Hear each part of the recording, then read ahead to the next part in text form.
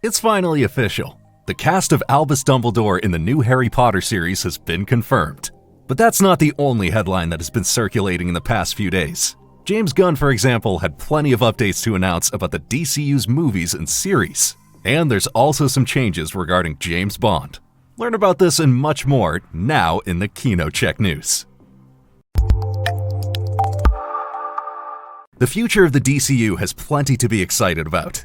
In an interview with trade magazine Variety, James Gunn and Peter Safran gave an update on their upcoming film and series projects. These include the Teen Titans live-action film adaptation, The Penguin Season 2, and The Batman 2 with Robert Pattinson. Gunn and Safran started by emphasizing their philosophy that no film or series gets the green light until a finished script is ready. Quote by James Gunn, "It's hard enough making a good movie with a good script. It's almost impossible making a movie with the script that you're writing on the run." This approach is in stark contrast to Marvel. Here, projects are often announced with a fixed release date, even though the scripts have not even been written yet. The output of upcoming projects, on the other hand, shows some parallels with Marvel. Gunn and Safran confirmed that 2 live-action films and 1 animated film, as well as 2 live-action series and 2 animated series, will be released each year.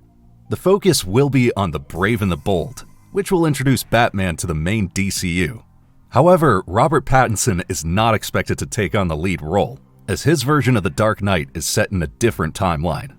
There's also some initial news for the movie Clayface. Among others, British director James Watkins has been confirmed to be the director. Gunn emphasized that the film is intended to be a body horror in the style of The Fly. Filming will begin as early as this summer. Animated series won't be neglected in the coming years either. A project called My Adventures with Green Lantern is currently in development, for example, which tells the story of high school student Jessica Cruz, who becomes the champion of the Green Lantern ring. DC Superpowers, in turn, is about a group of young heroes who develop their powers at the Alliance School for Heroes. And Starfire deals with the origin story of the Teen Titans character of the same name. The Teen Titans live-action movie is also still in development. Booster Gold and Paradise Lost are still on the schedule, but there's no further details yet. The series Waller, revolving around Viola Davis's character of the same name, has had a particularly bumpy start, as the script has been rewritten several times. The series was originally planned before the second season of Peacemaker. And not too much has progressed with regard to The Batman 2. According to Peter Safran, writer and director Matt Reeves has not handed in a complete script yet. However, the first passages of the story are said to be extremely promising. The blockbuster starring Robert Pattinson will still be released on October 1st, 2027. Whether there will also be a second season of The Penguin is still uncertain. This probably depends on whether Colin Farrell expresses interest in slipping into the costume of the ruthless villain once again. Regarding the Sergeant Rock film, James Gunn made it clear that it had never been officially announced. Daniel Craig had also never been in talks for the lead role. Recently, there was also news that he would not be involved, contrary to reports. Swamp Thing comes with less welcome news. The horror film is still in limbo, as director James Mangold is primarily focusing on the Bob Dylan biopic, A Complete Unknown. However, things are particularly bad for the project The Authority. Gunn has spoken at length about the film in 2023 and emphasized that the plot of the film should take place after the events of Superman. At the center of the story is a group of superheroes who represent uncompromising morals. Over the past 2 years, though, The Authority has increasingly faded into the background. But on July 11th, Superman will be the official kickoff for the new DCU in cinemas. It'll be interesting to see what happens after that. The first significant casting for the highly anticipated Harry Potter series is now official. Conclave actor John Lithgow will play the iconic role of Albus Dumbledore. In an interview with Screen Rant, Lithgow revealed that he was surprised himself and also admitted that the decision to take on the role was not an easy one. Quote, "Well, it came as a total surprise to me. It was not an easy decision because it's going to define me for the last chapter of my life, I'm afraid. But I'm very excited. That's why it's been such a hard decision. I'll be about 87 years old at the wrap party, but I've said yes." Lithgow, known for the series Dexter and The Crown, thus follows in the footsteps of Richard Harris and Michael Gambon, who played Dumbledore in the original Harry Potter movies. So it's not an easy legacy. Other well-known actors had previously been considered for the role. Mark Rylance in particular was seen as a favorite, but decided against the role after he backed out following the death of his wife. At one point, Mark Strong was also in discussion. The new Harry Potter series will adapt the 7 books of J.K. Rowling in 1 season each, and there's no exact release date yet, but experts assume that the first season won't premiere on HBO before the end of 2026 or even 2027 at the earliest. According to rumors, the actors for Harry, Ron, and Hermione have already been cast as well, but no further details are known. Big news from the movie business. Amazon MGM has been given creative control of the James Bond franchise. Amazon announced this in a statement. 2021 marked the release of No Time to Die, the last Bond film in movie theaters around the world. And since then, a new movie has not really been in the pipeline. And there are good reasons for this, as a lot has happened behind the scenes since 2021. In 2022, shipping giant Amazon took over the film studio MGM. The James Bond IP was also part of this deal, as the rights to the franchise are shared by MGM and Eon Productions. Eon Productions is led by Barbara Broccoli and Michael G. Wilson. According to a new statement, however, these two are now backing out. Broccoli and Wilson remain co-owners of the franchise, but creative control will now move to Amazon.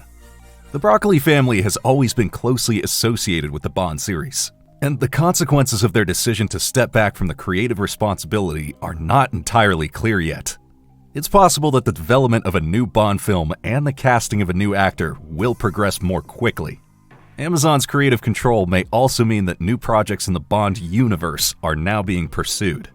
One thing is certain, however, this news is a major turning point in the history of the Agent series. The Punisher returns. It's been known for quite some time that Jon Bernthal will reprise his iconic role for Daredevil Born Again, but that's not the end of the story.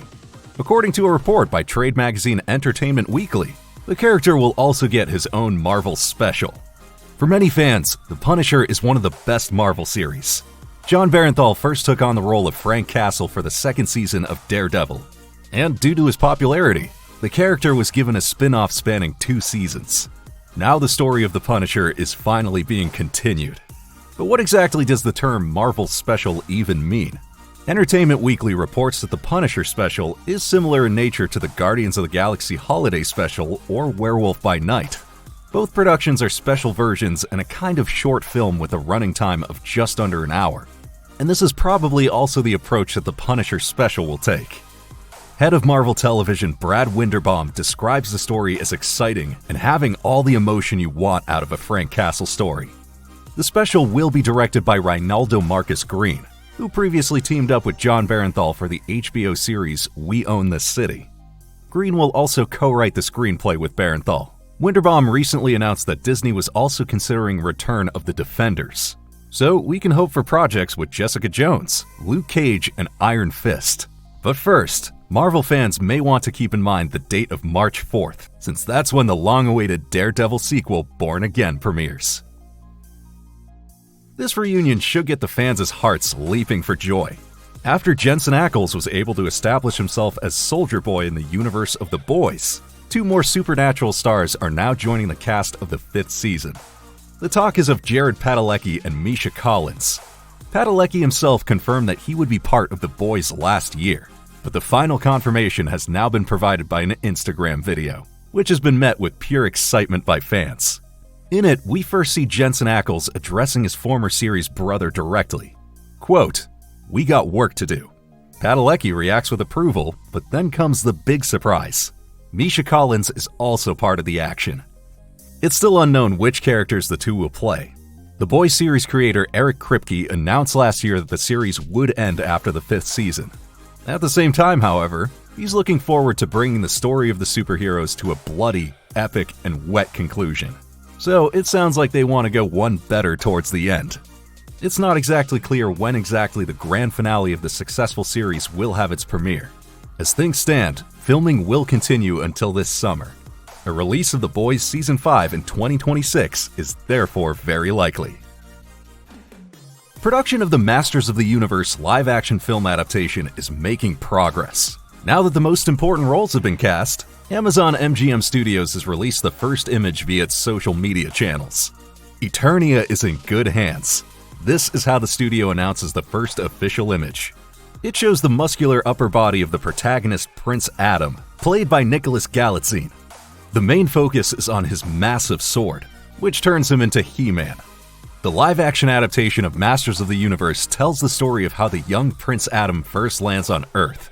Years later, however, he's reunited with the Sword of Power and takes on the villain Skeletor on his home planet of Eternia. Skeletor is played by Jared Leto in the live-action adaptation. Riverdale star Camila Mendes will take on the role of Teela, while Morena Baccarin, known from the Deadpool movies, will play the sorceress of Castle Grayskull. James Purefoy will also be seen as King Randor, Idris Elba as Duncan, and Alison Brie as Evil Lynn.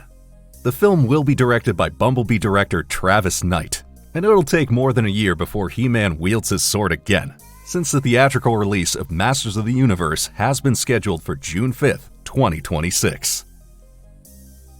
Would you like to be more up to date? No worries. With the KinoCheck app, you can find further news, even faster and even more detailed. Of course, you can also find all trailers and our KinoCheck original episodes there.